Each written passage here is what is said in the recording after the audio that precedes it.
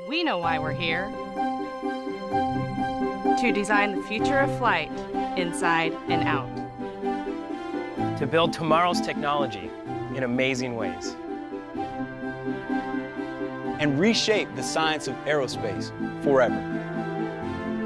Around the globe, the people of Boeing are working together for the dreams of generations to come. That's why we're here. You talk too much. I can't believe the things that you say. Joe Biden, Mitch McConnell, Carl Levin, Lee Hamilton, Jack Reed, John Cornyn, Duncan Hunter, Ryan Crocker, David Petraeus. Do you think by September you're going to have a reasonable and a realistic sense of how the surge has gone, whether in fact it is working or not working?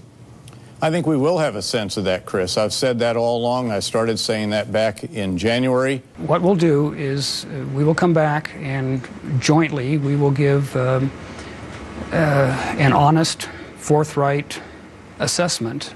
I think everybody anticipates there's going to be a new strategy in the fall. I don't think we'll have the same level of troops in all likelihood that we have now. The Iraqis will have to step up not only on the political side but on the military side to a greater extent. We're not there forever.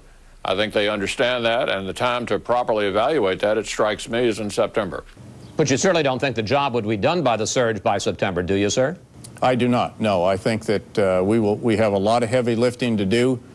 Is there anything the U.S. military can achieve or anything the Iraqi government can do right now that could convince you to sustain support for the surge? I find it very hard to figure that out, George. I doubt it. Do you trust General Petraeus to give a straight, credible report in September?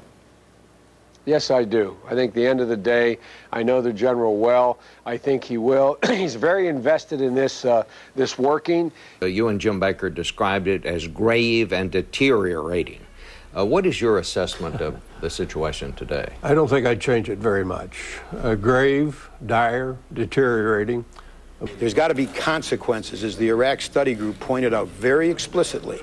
There's got to be consequences to the failure of the Iraqis to reach a political settlement. So far, there have not been consequences. I don't think you want to say that the United States, the Bush administration, is to blame for all of these problems erupting in the Middle East, do you? I think that they have not taken the appropriate steps several years ago. I think there was a need and a recognition to support Abbas several years ago. I think the question is whether we're going to show a face of weakness or strength to Iran, or whether we're going to respond, as Joe Lieberman has recommended, to Iranian incursions into Iraq.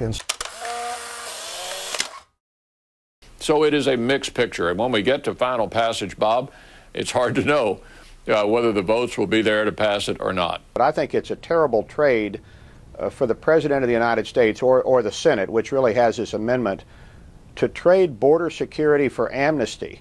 Border security is the obligation of the American government. But the problem is this bill, I don't think yet meets the standard of actually, will it work? Well, I think if we could have an open process rather than this bill that's basically been written behind closed doors, to learn more what's in it, to highlight it, to debate it, and then actually have votes, I'm happy to have the process run its course, and I'll reserve judgment. To walk away from this and let it fail means not only does the borders continue to be broken and 12 million become 20 million, it means this country can't govern itself. So I predict that if we get to final passage, it will pass in a bipartisan fashion. But the president visited the Hill on Tuesday, and all the reporters were running around trying to see if he changed any minds. He didn't necessarily, but they came out of that meeting sort of repackaging this deal.